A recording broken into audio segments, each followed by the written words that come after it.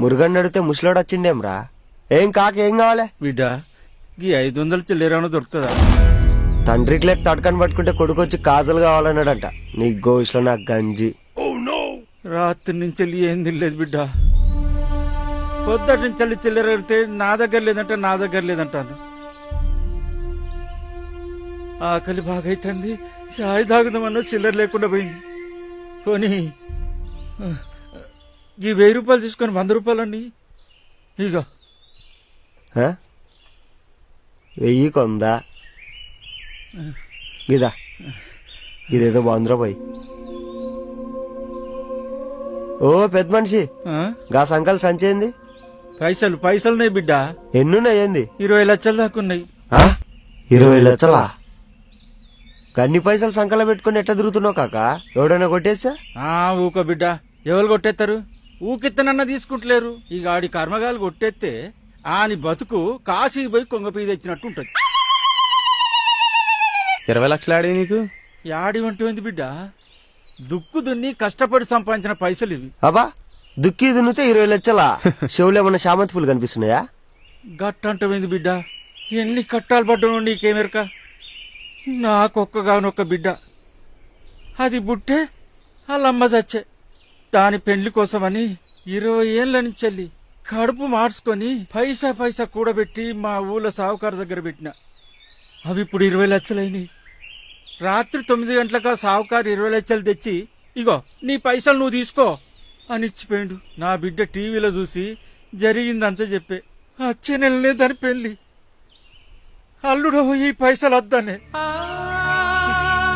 ఏం చేయాలనో అర్థం అయితే లేదు. ఇక పట్నం పోయినా పైసలు మార్చుకొని వస్తానని వెళ్ళిన బిడ్డ.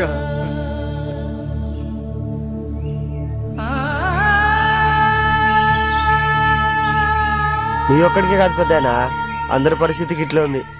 ఒకవేళ బయట పైసలు మార్చినా మస్తు కమిషన్ తీసుకుంటారు. అంటే లంచమా? గసవంటిది అనుకో. మోడీ చేసింది గిదేనా? గీంతేనా? గీంతేనా అంటే గంతే. ఏం నీకోసం ఏమని చాలనా? నా కోసం ఏం చెప్తాడు? పర్లేదు చెప్పు కాక, మన తాను ఫోన్ ఉన్నది, రికార్డు కొడితే మోడీ దాకెళ్తాది. గట్లనా? అయితే చెప్పడానికైతే శానున్నాయి. అయితే చెప్పమలా. మన దేశానికి రైతే రాజు. రైతుల దగ్గర భూములు తీసుకున్న వాళ్ళంతా పెరిగిపోతాండ్రు. రైతులేమో రోజుకొక్కరు చచ్చిపోతాండ్రు. అందుకే రైతుల్ని కూడా ప్రభుత్వోద్యోగుల కింద తీసుకుని నెల జీతాలు ఇచ్చుకుంటా వ్యవసాయం చేయించాలి. ఏంద్రీడు ఏం పెద్ద ఆయన మైండ్ ఉండే మాట్లాడుతున్నావు ఏంది? మైండ్ ఉందంటే మసాలా దోశ మొక్కపోడా. చెవులు పెట్టి చెప్పేదిను. చదువు చెప్పే పంతులకి, కాపలా కాసే పోలీసులకి, వైద్యం చేసేటి డాక్టర్లకి జీతాలు ఇచ్చి పోషించగలేంది రైతులకిస్తే తప్పేంది? వ్యవసాయం అంటే అందరికీ చీప్ అయిపోయింది. రైతు త్యాగం అందరికీ తెలియాలి. వాళ్లకు కూడా జీవితం మీద ఆశ కల్పించాలి. అప్పుడుంటది అందరూ డాక్టర్లు, ఇంజనీర్లు, లాయర్లను కాదురా, వ్యవసాయం చేస్తామన్నా. పిల్లల్ని ఏమవుతామని అడిగితే పెద్దయ్యాక రైతునవుతానన్నా. అప్పుడేరా దేశం బాగుపడేది. మేరా భారత్ మహాన్, మేరా భారత్ మహాన్. జై హింద్. అబ్బా పెద్ద ఆయన ఏమన్నా చెప్పినావా? ఈ వీడియో కనుక ఫేస్బుక్ లో, యూట్యూబ్ లో పెట్టి షేర్ చేస్తే మోడీ దాకెళ్తాది. చాలా విషయం ఉన్నది నీలా. నిన్ను గనక పిఎం చేస్తే మోడీకి మోడే కూర్చుంటావులే. గదంతేమో గాని బిడ్డ, ఈ పైసలైతే మార్పే రాదు. అరే పెద్ద ఆయన బయట బీచ్ తీసి నడుస్తుంది. ఉట్టు పుణ్యానికి పైసలు ఎందుకు పోగొట్టుకుంటావు? గప్పటిదాకైతే మా ఇంట్లో ఉందిరా, మస్తు చూసుకుంటా.